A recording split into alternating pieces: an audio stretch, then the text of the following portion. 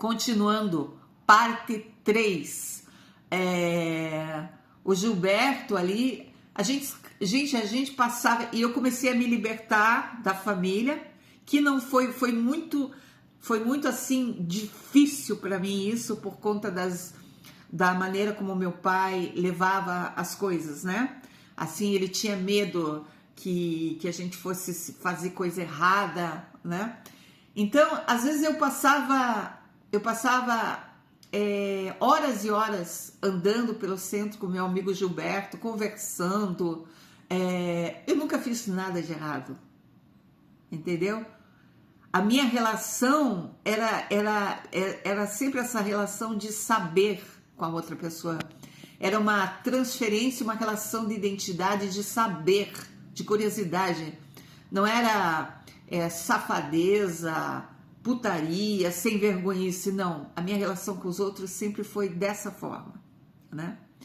Aí, da escola técnica, com 20 anos eu estava voltando para casa num domingo de carnaval e um sujeito me ofereceu carona. Eu nunca tinha pego carona na minha vida, mas eu olhei assim, eu olhei para ele assim, o sorriso dele me cativou, né? Eu entrei no carro, ele me trouxe para casa, eu não recebi nenhuma cantada dele, nada nesse sentido. Ele me trouxe para casa. Ele era um árabe, 16 anos mais velho que eu. E não demorou, acho que nem um mês, ele me pediu em namoro. Eu tinha namorado ninguém. Eu comecei a namorar ele com 20 anos de idade.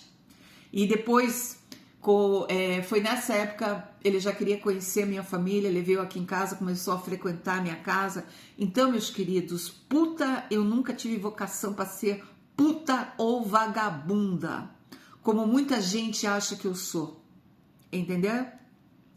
E eu namorei ele, comecei a fazer a faculdade em 1987, curso de psicologia, certo? Mas por algum motivo eu não sabia o porquê ele não queria se casar, né?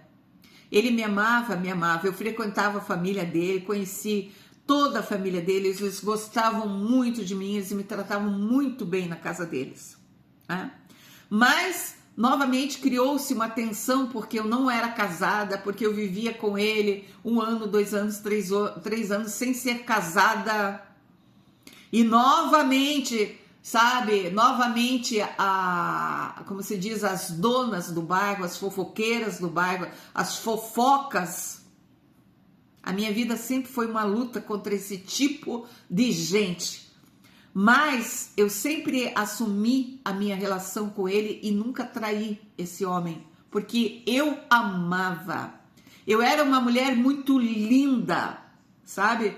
E o amor que a gente sentia um pelo outro, gente, era só olhar pra gente e ver.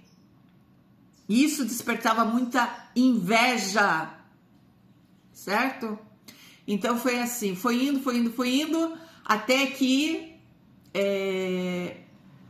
E eu estudava no Colégio Freudiano de Curitiba, psicanálise. Eu fiz análise, eu quis fazer análise.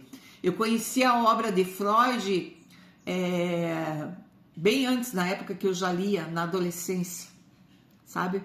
Foi quando eu estava no curso de psicologia que uma amiga veio me perguntar se eu não queria fazer análise e começar a prática da psicanálise. E aí eu conheci um psicanalista, um dos melhores de Curitiba, no Colégio Freudiano de Curitiba, que se chamava Veloso, era um dos melhores psicanalistas. Eu comecei a minha análise com ele, certo?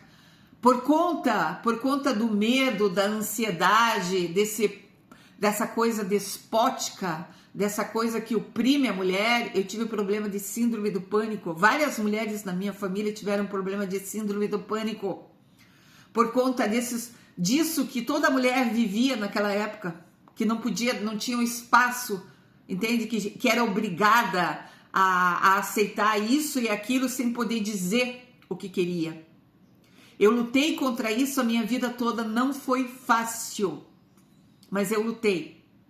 E estou aqui viva e falando por tantas e tantas mulheres que passaram coisas piores ou parecidas. certo?